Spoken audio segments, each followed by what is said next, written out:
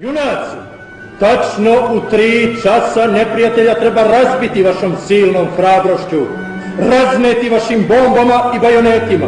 Obraz Beograda, naše prestonice, mora da bude svetao. Vojnici, junaci, vrhovna komanda izbrisala je naš puk iz brojnog stanja.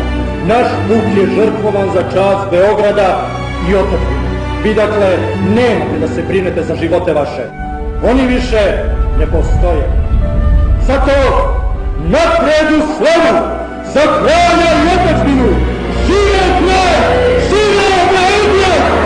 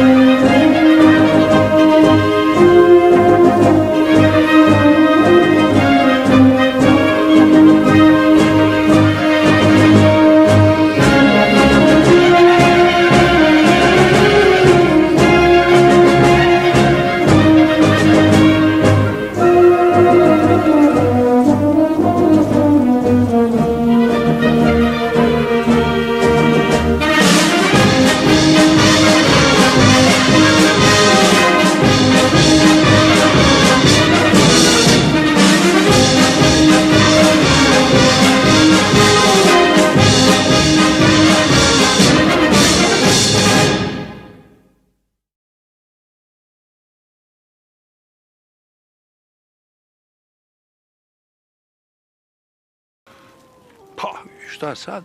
Izmičemo, povlačimo se, gladujemo i umiremo.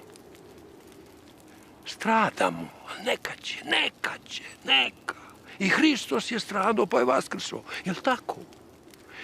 Nešto mi u duši ovako govori. Bog nas još nije napustio. Nije. Kako misliš? Pravo da ti kažem, pa tim se i radujem. A u mojoj duši nema ni malo zime. Srbi će pravuimiti. Evo ja ti kažem. I na kraju će biti na strani pobjednika, vidjet ću. Junače, ništa ja. Hvala ti što si me uverio da Bog Srbe još nije zaboravio. U boj,